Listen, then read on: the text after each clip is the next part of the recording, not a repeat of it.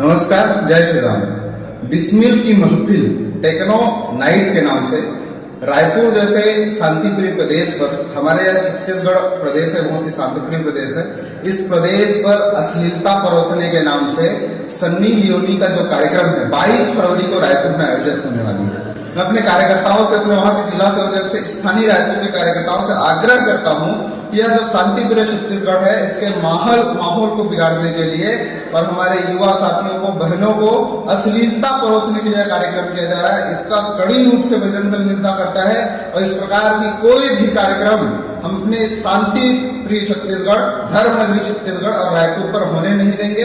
मैं वहां के कार्यकर्ताओं से आग्रह पूर्वक निवेदन करता हूं, इस प्रकार किसी भी कार्यक्रम होगी उसकी हम पुरजोर विरोध करेंगे, कड़ा विरोध करेंगे। शासन प्रशासन को भी चेतावनी देते हैं कि इस प्रकार का किसी भी कार्यक्रम की अनुमति वो हमारे इस रायपुर पर, छत्तीसगढ़ पर न लगे। धन्यवाद।